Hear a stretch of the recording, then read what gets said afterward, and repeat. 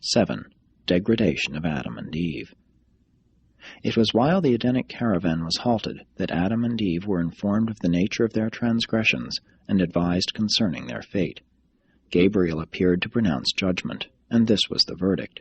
The planetary Adam and Eve of Urantia were adjudged in default. They have violated the covenant of their trusteeship as the rulers of this inhabited world.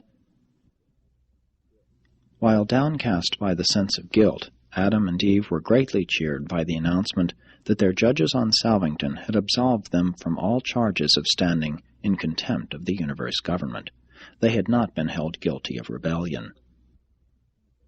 The Edenic pair were informed that they had degraded themselves to the status of the mortals of the realm, that they must henceforth conduct themselves as man and woman of Urantia, looking to the future of the world races for their future.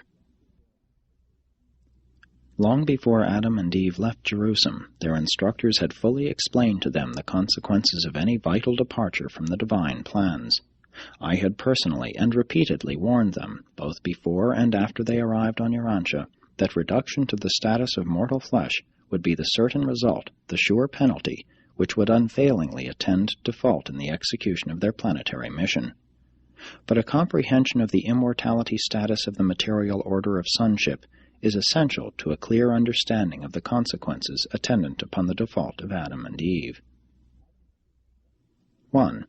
Adam and Eve, like their fellows on Jerusalem, maintained immortal status through intellectual association with the mind-gravity circuit of the spirit.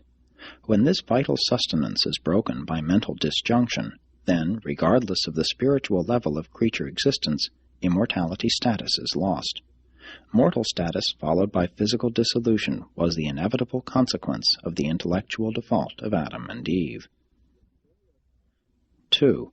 The material son and daughter of Urantia, being also personalized in the similitude of the mortal flesh of this world, were further dependent on the maintenance of a dual circulatory system, the one derived from their physical natures, the other from the super-energy stored in the fruit of the tree of life.